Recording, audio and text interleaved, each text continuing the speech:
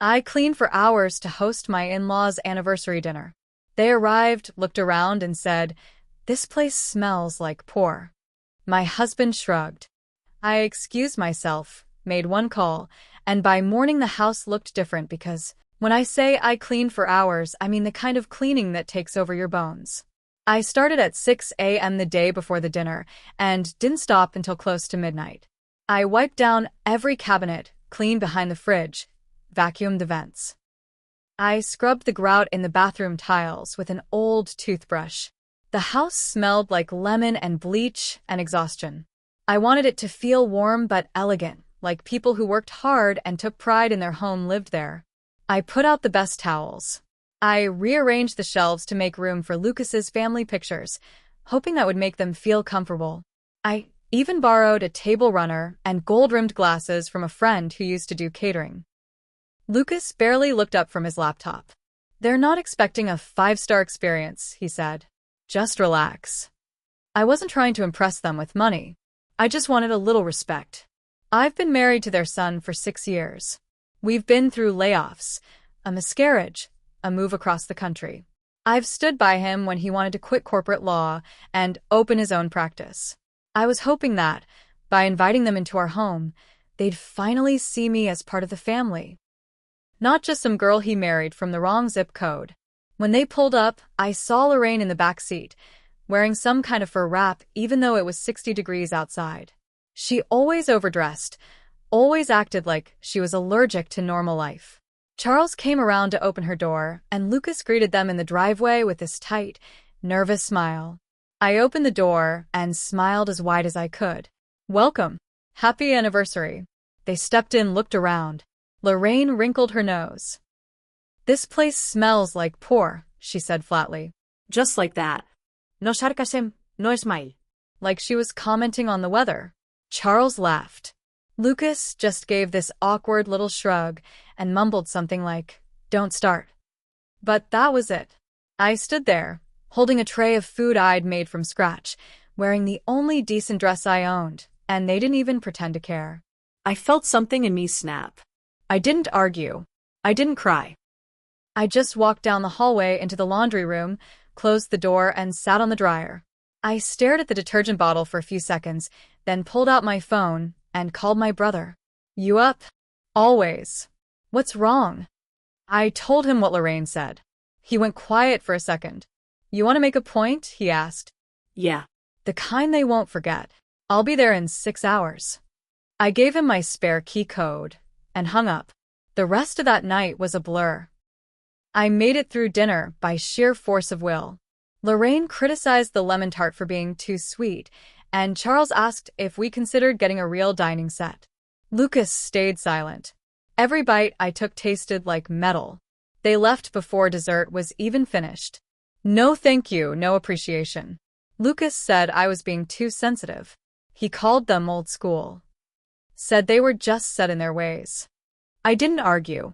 I went to bed in silence. He fell asleep instantly. I stared at the ceiling until I heard a truck pull up at 4:37 a.m. By 6 a.m., the transformation had begun. My brother doesn't mess around. His company stages million-dollar homes for sale in Northern Virginia, penthouses, lakefront mansions, the kind of places that come with elevators inside. When he says he's bringing a crew, he means 4 trucks, a trailer full of designer furniture, and 2 people who specialize in custom lighting. They arrived quietly just before dawn. I met them outside barefoot, still in the dress from the night before. I felt hollow but angry. I told him I didn't just want fancy furniture. I wanted everything to scream you were wrong about me. He nodded once, lit a cigarette, and started barking orders. Lucas woke up around 8. I was in the kitchen helping one of the girls hang imported linen drapes when he walked in, rubbing his eyes. "What the hell is going on?" he asked. "I'm fixing the house," I said. "Don't worry. It'll be done by the time your parents come for brunch." He blinked like I'd slapped him. "They're coming back?" "I invited them last night. I told them I wanted a do-over. They said yes." That part wasn't a lie. I had texted Lorraine after they left. Told her I wanted to apologize for the awkwardness and host a nicer, more appropriate brunch. She replied with a thumbs up, and as long as there's mimosas. Lucas was pacing now. This is insane. You brought strangers into our house to turn it into a showroom. No, I said. I brought professionals into our house to give your family the kind of place they think we're supposed to have. He looked at me for a long time. You're embarrassing yourself, he said quietly. I didn't say a word. By noon, the living room looked like something out of an architectural magazine. My brother replaced every light fixture, laid down a Persian rug that cost more than our last car, and even swapped the art on the walls with pieces from his private storage. The dining table was set with fine china. The kitchen was spotless. Even the air smelled different, like jasmine and lemon oil. I changed into a silk blouse and pants my brother's assistant had bought for me that morning. She'd taken one look at me and said, "You're not wearing Target today." Lucas didn't speak much. He sat on the edge of our bed scrolling through his phone, then left without saying where he was going. Lorraine and Charles arrived at 1 p.m. sharp. They stepped inside and froze. "Oh," Lorraine said. She blinked a few times. This is much better." Charles actually looked impressed. "Now this looks like our son's home." I smiled and handed them both champagne flutes. "Welcome." They walked around slowly, touching things. Lorraine asked if we'd remodeled. I told her we'd done a bit of reimagining. Charles nodded like he finally saw me as a person. But something else happened too. Lorraine started getting suspicious. "These paintings," she said. "They look familiar." I smiled. "They're originals." She narrowed her eyes. "But Lucas said you were struggling, that the law firm wasn't doing well." I shrugged. "Things change." She looked me over slowly, from the new clothes to the polished floors. She didn't like it. Not because she thought I didn't deserve it, but because she could no longer pretend I was beneath her. Then Lucas came back. And what he did next made everything worse. Lucas walked through the front door, looked around, and just stood there. His jaw clenched. I could tell he hated it, not the look of the place, but the message it sent. "You used my family's money for this?" he asked, loud enough for everyone to hear. Lorraine's head snapped toward him. "What money?" I turned to him slowly. No, Lucas. I didn't. This was done with favors. People who believe in me. He didn't back down. "You humiliated me." Lorraine crossed her arms. I'm sorry. Humiliated. "Because your wife made the house look like someone actually lives with dignity." Lucas ignored her. "You went behind my back. You made this whole scene. Why?" I felt everything bubbling up. Every moment of being dismissed. Every time I bit my tongue when his mother mocked me. Every time Lucas didn't defend me. "I wanted them to see me," I said. "Not through you. Not as some girl from Dayton. Me. The woman who supported you through your midlife crisis. The woman who carried your grief when you lost your case last year. The one who waited for you to step up while your mother insulted me in my own home." His face was red now. But not with shame. With rage. "This was never about a dinner," he snapped. "You've been keeping score." Lorraine stepped between us. "You're mad at her because she made you look small. That's not her fault, Lucas." He glared at his mother. "Stay out of this." "No," she said, staring at him coldly. "You let me talk down to her for years. You made excuses. I thought you were spineless, but now I see you liked it. You liked being the one who brought her up from nothing. And now you don't like that she's standing taller than you." Lucas looked like he'd been slapped. He turned and walked out the front door without another word. We all just stood there. Charles cleared his throat. "Well, this has been quite a brunch." Lorraine, to my shock, stayed behind. She actually sat down at the table, looked me in the eye, and said, "You're tougher than I thought." I didn't smile.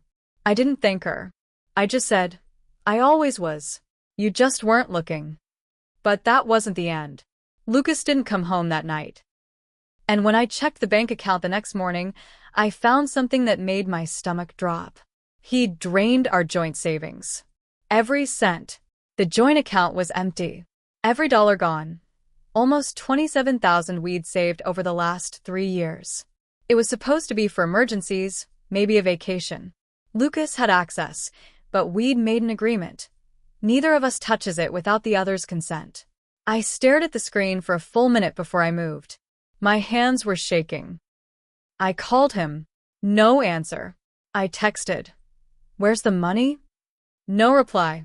I tried his office. His assistant said he hadn't been in. I called his brother. He hadn't heard from him either. Then I called the bank. They confirmed the funds were transferred late last night into a private account under Lucas's name only. That's when it hit me. He wasn't just angry. He was retaliating. I paced the kitchen, trying to breathe.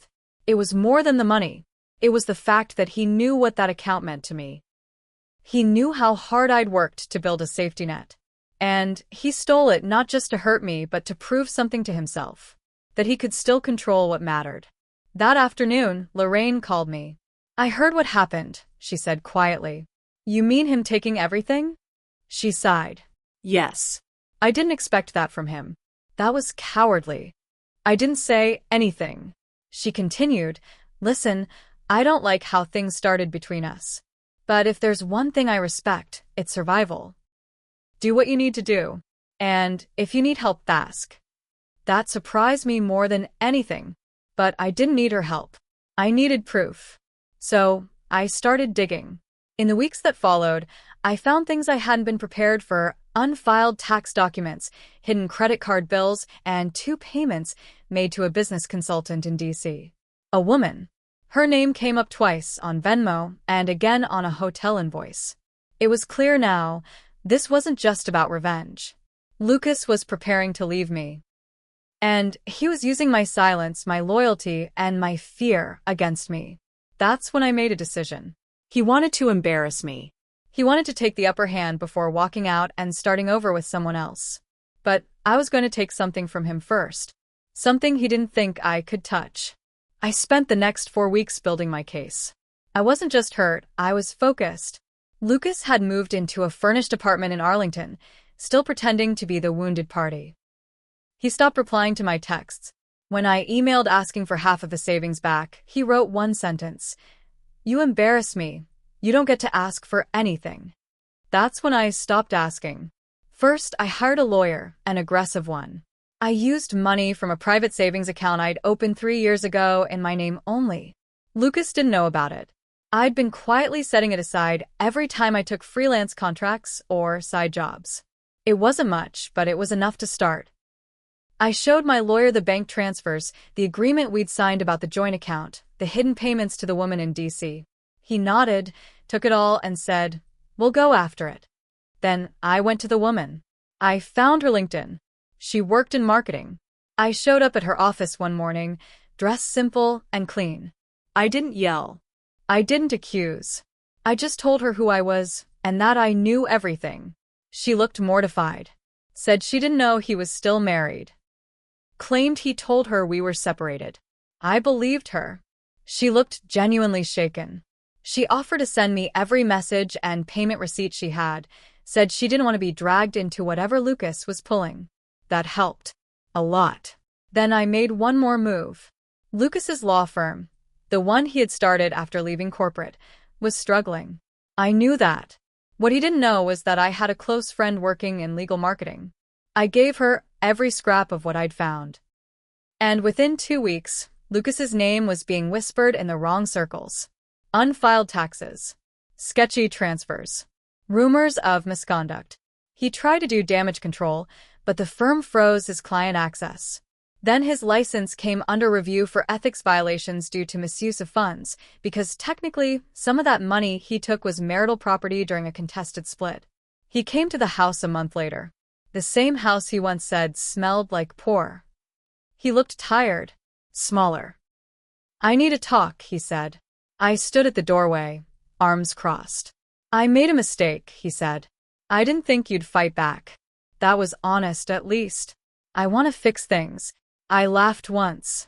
You mean now that your practice is collapsing and everyone knows what you did? He didn't answer. I want a divorce, I said. And I want what I'm owed. Half of everything. Retirement, accounts, your share of the house. You'll ruin me, he said quietly. No, I said. You ruined you. I'm just here to clean up. The divorce took 6 months.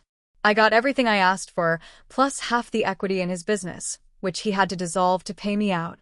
That woman in D.C.? She ghosted him. His parents? Lorraine actually testified on my behalf when it came time to divide the assets. She said, "My son is not the man I raised." For once, I believed her. Now? I still live in that same house, except it's mine now, fully paid off with the settlement.